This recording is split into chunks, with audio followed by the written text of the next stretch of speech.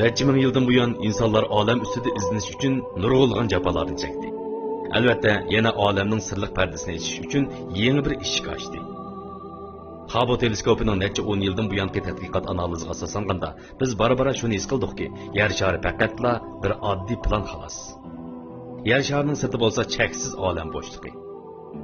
Hozir qadar olamning sirti zodi qanday bir mavjud ekanligini hech kim bilmaydi. İnsanlar balkim birdan-bir aql farosat ega hayotlik bo'lmasligi mumkin. Lekin bugun biz olam kemasiga o'tirib, yer sharidan ayrilib, biz hozirgacha biladigan olamning chegarasini sayohat qilib boqaylik. Bu bo'lsa bizning yer shari. Siz bizga o'xshashla 7 milliarddan ko'p odam turmush kechirayotgan planet. İnsanlar tarixidagi barliq boshlanish nuqtasi, barliq madaniyat hammasi mushu zangar rangli chantozan ustida barliqqa kelgan. Qarang, u shunchalik yagona. Yagonaligidan atrofida hech qanday hayotlik mavjud emas. To'g'ri. Yiroqdan chaqnayotgan yo'riq nuqta dal oy shari.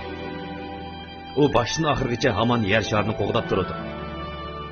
Amaliyotda tortish kuchining ta'sirida yer sharini o'z ichiga olgan 8 cho'ng sayyorning hammasi boshdan oxirigacha quyoshni sho'rdab aylanib harakat qiladi. İnsanlarga nisbatan aytganda quyosh sistemasi intayin cho'ng. Bütün insanlarning umidi bo'lgan 40 necha yil burun yer sharidan ayrilgan sayohatchi birinchi numar texi quyosh sistemasidan chiqib ketmadi. Quyosh sistemasining sirtida zodi nima bor?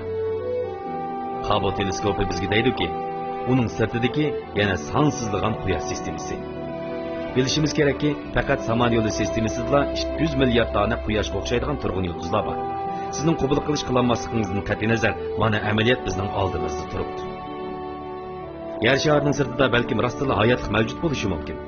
Lekin hozir bizning ularni tepishga texnik iqtidorimiz yor bermaydi. Sayohatchi birinchi numaraga ergishib, yiroqlarga qarab kezimiz.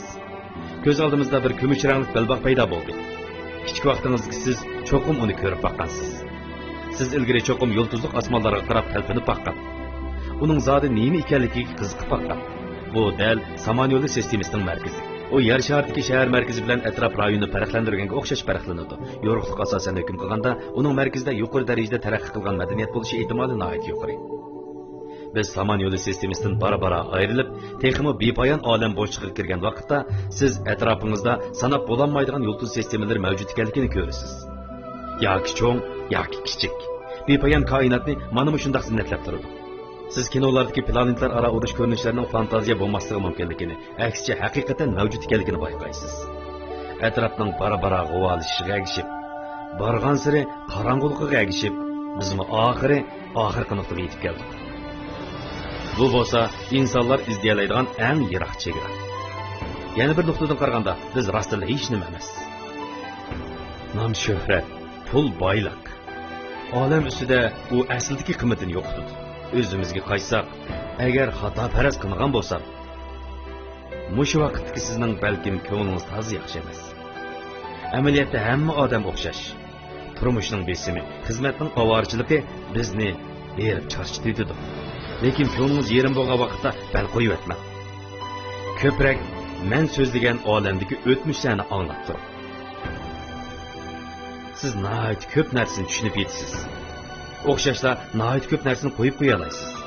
Sizning mangu xushal o'tishingizni, ishlaringizning utuqliq bo'lishini umid qilaman.